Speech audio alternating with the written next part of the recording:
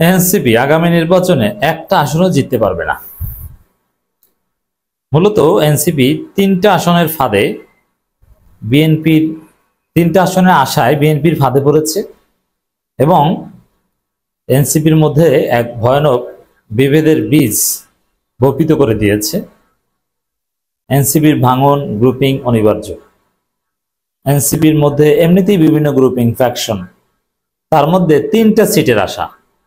আপনারা দেখেছেন যে বিএনপি প্রার্থী ঘোষণা করেছে, সেখানে বিএনপি 237টা আসনে প্রার্থী ঘোষণা করেছে আর 63টা আসন ফাঁকা রেখেছে। ওই 63টা হচ্ছে বেসিক্যালি জোটের শরিক বা মিত্রদের জন্য একটা স্পেস। যদি 63টার মধ্য থেকে সর্বোচ্চ 50টা দিবে, এটা হচ্ছে বিএনপির অফিসিয়াল অবস্থান, আমরা জানি। সেই 50টার মধ্যে এনসিপিকে 3টা দেওয়ার জন্য মোটামুটি ইঙ্গিত দিয়েছে। এটা বলে নাই, কিন্তু ইঙ্গিত স্পষ্ট, যদিও এনসিপি নেতারা এটা অস্বীকার করছে। অস্বীকার করে কোনো লাভ নাই, এইটাই ঠিক। যেমন নাহিদের জন্য একটা, আসিফ মাহমুদের জন্য একটা, আর মাহফুজের জন্য একটা। এই তিনজনের বাইরে বিএনপি এনসিপির কাউকে গুনে না। হাসনাত, সার্জিস, নাসিরউদ্দিন পাটোয়ারি কাউকে গুনে না। তিনটা সর্বোচ্চ ঠেলাঠেলি করতে করতে 5টা পর্যন্ত গড়াতে পারে। এই 3-এর বেশি আর যাবে না। আর বাস্তবে হচ্ছে যে এই 3টার একটাও জিততে পারবে না। এই 3 জায়গায় জিতবে জামাত। বিএনপির তো জনপ্রিয়তা নাই, মানে চান্দাবাজ আর ধান্দাবাজ। এনসিপি কে মানুষ মনে করে ধান্দাবাজ, আর বিএনপির সাথে জোট করলে আনুষ্ঠানিকভাবে মনে করবে ধান্দাবাজ। কারণ এনসিপি রাজনীতি করেছে বিএনপির বিরুদ্ধে, বিএনপিকে চান্দাবাজ বলেছে, বিএনপিকে জুলাই ভুলিয়ে দেওয়া পার্টি বলেছে, জুলাই সনদ বাস্তবায়ন চায় না, অমুক তমুক সংস্কার বিরোধী দল, অনেক কিছু বলেছে, পুরনো বন্দোবস্তের দল, এগুলো বলেছে। এখন সেই বিএনপি যদি এনসিপির সাথে জোট করে, তাহলে মানুষ এনসিপি কে বলবে ধান্দাবাজ। চান্দাবাজ আর ধান্দাবাজ মিললে তাদের পরাজয়টা আরো ত্বরান্বিত হবে, পরাজয়টা আরো সহজ হবে, মানুষ তাদেরকে আরো বেশি বর্জন করবে। জামাতকে ভোট দিতে মানুষ আরো বেশি উৎসাহ বোধ করবে যে চান্দাবাজ ধান্দাবাজ মিলেছে। আচ্ছা, ডাকসুতে বা ছাত্র সংসদ নির্বাচনে চান্দাবাজ এবং ধান্দাবাজদের ভোট একত্র করেন, কত হয়? শিবিরেরটা যদি হয় 15,000, ওদেরটা হয় 3,500 যোগ 500, 4,000। কত গুণ পিছিয়ে? ওই রকম। এই হচ্ছে অবস্থা। তো এইসব হিসাব নিকাশে আসলে এনসিপি কোনো আসনে জিততে পারবে না। বেবি নুরুল হক নূর একটা কথা বলেছেন, এইটি মূলত বিশ্লেষণ করছে। নূর নিজেও তো ওই গ্রুপের মাল। এনসিপির সংসদে যাওয়া ডিপেন্ড করবে বিএনপির উপর। হ্যাঁ, জামাত নাকি এখন আবার এই বিতর্কিত দলের প্রতি তেমন একটা আগ্রহ দেখাচ্ছে না, কারণ জামাত কনফিডেন্ট নিজেরাই ভালো করবে। আবার জামাতের মূল আগ্রহ ইসলামপন্থীদের ঐক্য, এই জায়গা ঠিক আছে। তো দর্শক, এই জায়গায় এনসিপির সংসদে যাওয়া ডিপেন্ড করবে বিএনপির উপর। কেন? বিএনপি কি সংসদের আব্বা যে বিএনপি চাইলেই কাউকে সংসদে পাঠিয়ে দিতে পারবে? নেভার। বিএনপি তো ওই 3টা আসনের ইঙ্গিত দিয়েছে, ওই 3 আসনে 1 আসনেও জিততে পারবে না। মাহফুজ জামানত বাজেয়াপ্ত হবে, লিখে রাখেন আপনারা। বিএনপির লোকজনই তাকে ভোট দিবে না, ওরা করুণ পরিণতিতে পড়বে।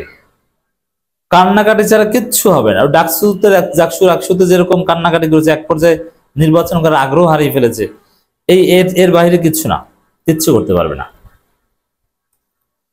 তো দর্শক, মানে নূর যেটা বলার চেষ্টা করেছেন, বিএনপি নমিনেশন দিলে অনেকগুলো জায়গায়, সেখানে 2-1 জায়গায় জিতে যেতে পারে না। বিএনপি নমিনেশন দিলেও জিততে পারবে না, বিএনপি নিজেরাই তো জিততে পারে না, অন্য কাউকে জেতানোর ক্ষমতা রাখে না। আর এখানে মূল বিষয় ওই যে প্রতীক, কোন প্রতীকে নির্বাচন করবে। এই জায়গায় আমাদের কাছে সর্বশেষ আপডেট হচ্ছে, প্রতীক যে দলের প্রতীক, ওই দলের প্রতীকে নির্বাচন করতে হবে। যে আইন পাশ করেছে, আরপিওর যে বিধান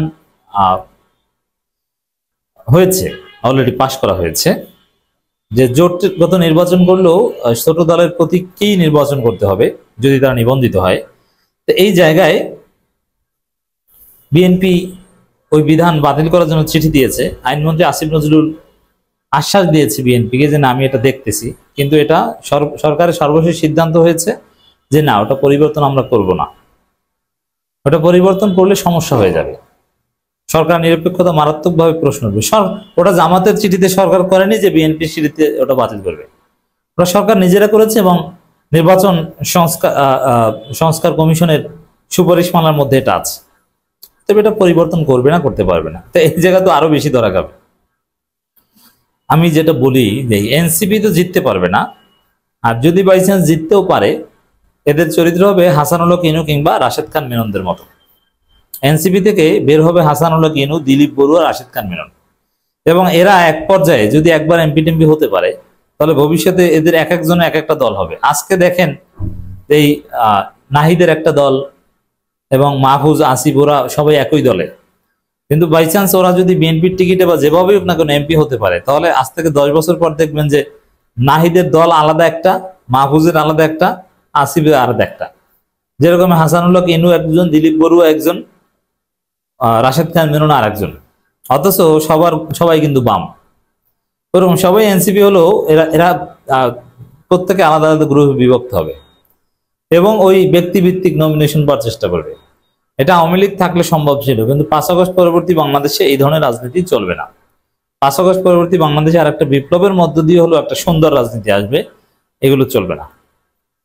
জাতীয় নাগরিক পার্টির সংসদে যাওয়ার বিষয়টি বিএনপির উপর নির্ভর করবে বলে মন্তব্য করেছেন গণ অধিকার পরিষদের সভাপতি নূরের সংসদে যাওয়াটা নির্ভর করবে কার উপর? ওইটাও বিএনপির উপর।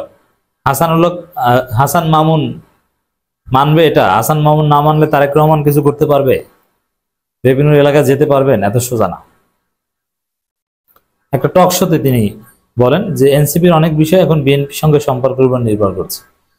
এটা ঠিক, তবে এনসিপি যদি টেকসই ভবিষ্যৎ চায় তাহলে জামাত ইসলামীর অ্যালাইনমেন্টে চলতে পারে। এটা তাদেরকে পুনরুজ্জীবিত করবে এবং নতুন জীবন দেবে, কোনো সন্দেহ নেই। কারণ এনসিপির রাজনীতির বাস্তবতাগুলো জামাতের সাথে মিলে, বিএনপির সাথে মিলে না। নুরুল হক নূর বলেন এনসিপি অনেক ক্ষেত্রে এমপি হওয়া, সংসদে যাওয়াটা ডিপেন্ড করবে বিএনপির উপরে। বিএনপি নেতাদের নিয়ে বিভিন্ন ধরনের অসম্মানজনক, তির্যক মন্তব্য ও খুবই অরুচিপূর্ণ কথাবার্তা বলে ইতিমধ্যে সে যে সম্পর্ক তৈরি করে ফেলেছে, জানি না শেষ পর্যন্ত বিএনপির সঙ্গে তাদের কি সমঝোতা হয়। এখানে আরো একটা মজা, এটা নূর একটু খুঁচিয়ে দিচ্ছেন কি, মানে ভিপি নূরের চিন্তা হচ্ছে যে এনসিপির সাথে বিএনপির জোট না হোক, গণ অধিকার পরিষদের সাথে বিএনপির জোট হোক। এখন একই জোটে এনসিপিও থাকবে, ভিপি নূরেরও থাকবে, এটা আবার নূরের ভালো লাগে না। এই হচ্ছে অবস্থা। এই জন্য খুঁচিয়ে দিচ্ছে যে এনসিপির সাথে জোট হবে বিএনপির। এরা তো বিএনপি গালাগালি করে। সালাউদ্দিন আহমেদকে চান্দাবাজ, ভেট দখলকারী শিলং সালাউদ্দিন বলেছেন। অতএব এই জায়গায় কি জোট হতে পারে? আবার রবিউল ইসলাম নয়ন মামলাও করেছেন নাসিরউদ্দিন পাটোয়ারির বিরুদ্ধে। একটু উস্কে দিচ্ছেন। বাস্তবে হচ্ছে ভিপি নূর বলেন আর এনসিপি বলেন, এরা কেউই সংসদে যেতে পারবেন বলে মনে হচ্ছে না। বিএনপি জোটে গেলে বিএনপি তাদের জোট সহ পরাজিত হবে। যাবে অনেকে, বিএনপির অনেকেই সংসদে যাবে। জামাত সরকার গঠন করলেও বিএনপির একটা বড় অংশ এমপি হবে, কিন্তু এই ভিপি নূর কিংবা এনসিপির এরা কেউ হতে পারবে বলে মনে হচ্ছে না। এদের রাজনীতি নাই।